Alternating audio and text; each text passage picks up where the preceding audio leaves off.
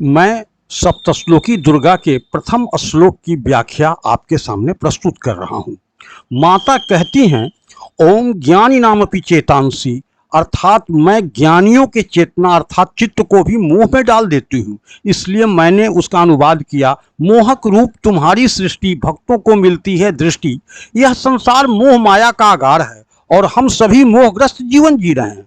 प्रथम श्लोक में ही नारायण ऋषि हमें आगाह कर रहे हैं कि ज्ञानियों का मतलब संसारिक ज्ञान से है, अर्थात संसारिक विषय जैसे भौतिक विज्ञान, रसायन विज्ञान, जिससे हम अविद्या का नाम दिया है। इससे हमें भौतिक सुख सुविधा तो मिल सकती है, पर इसको पाकर क्या हम जीवन को समझ पाएंगे? आज विज्ञान के कारण मानव वायुयान से सैकड़ों मील की दूरी तय कर सकता है, दूर के व्यक्तियों से बात कर सकता है, पर क्या इनसे हमें शांति मिल सकती है? शांति का मार्ग विद्या है, जिसे हम कहते हैं सा विद्या विमुक्तये का नाम दिया है। यह भौतिक ज्ञान से नहीं, आत्मज्ञान से होगा। आज मानव के विषय में एक उदाहरण मैं दे रहा हूं। एक गधा, उस पर सोना लदा हुआ है और दूसरे गधे पर कोयला लदा हुआ है।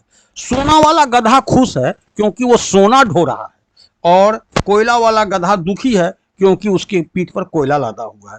परंतु ध्यान से अगर सोचा जाए तो ये दोनों मूर्ख हैं, और यही आज मानव का है।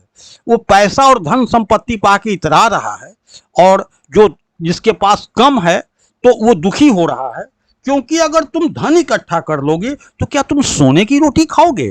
तुम वही रोटी खाओगे, उतनी ही जगह तुमको सोने के लिए चाहिए। तो इस पर कबीरदास जी कहते हैं कि आध्यात्मिक ज्ञान की उपादेयता के विषय में बात करते हुए कि कबीरा सब जग निर्धना, धनवंता नहीं कोई, धनवंता सोई जानिए राम नाम धन होए। संसार के विषय में कबीर कहते हैं कि देखो, सुखिया सब संसार है, खाए और सोए, और दुखिया दास कबीर है, जागे और रोए। कबीरदास इसलिए रो रहे हैं कि उन्हें आत्मज्ञान के लिए उन्हें रुलाई आ रही है। जैसे गधा सोना लाद कर खुश है, वही हाल है संसार का। सब मोहग्रस्त हैं। तो रामकृष्ण कहते हैं, भगवान तो सब में है, पर सब कोई में भगवान नहीं है, और यही हमको प्रयास करना है।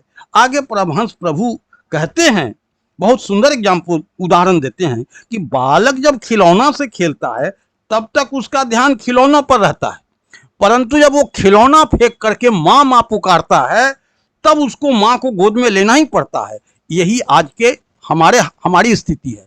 जब तक हम इस संसार में रस लेंगे, अर्थात तब तक तो हम इसके में खेलते रहेंगे, लेकिन जब हमको ये लगेगा कि यह सब व्यर्थ है, तभी आत्मज्ञान होगा। अतः ये जो कहा गया है कि मैंने लिखा जो है कि मोहक रूप तुम्हारी सृष्टि भक्तों को मिलती है दृष्टि। कौन सी दृष्टि? ये साइट नहीं, साइट तो सबके पास है, ये इनसाइट की बात कर रहा हूँ, इन अंतर ज्ञान की बात करना हो। इसके लिए आपको साधना का मार्ग और गुरु को अपनाना होगा।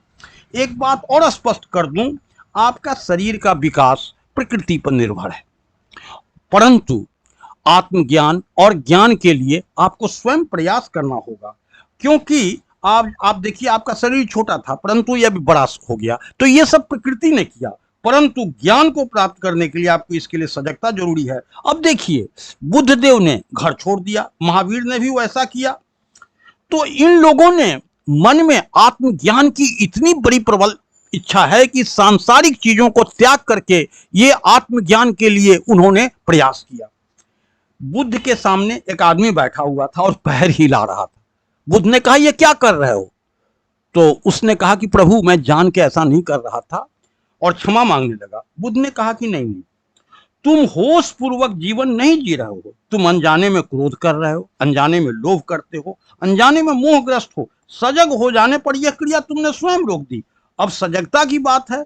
अतः हम सभी को माँ को के शरण में जाने की प्रेरणा देते हैं कि जिसने संपूर्ण जगत में अपना प्रेम व्याप्त कर रखा है, और हम सभी माँ के ही पुत्र हैं, और इस दृष्टिकोण से हम सबों से प्रेम करना, यही ज्ञान है और यही आत्मज्ञान है। इसीलिए कहा गया है, जगदम्बा पदम स्मर्तु संकटम न कदाचनम।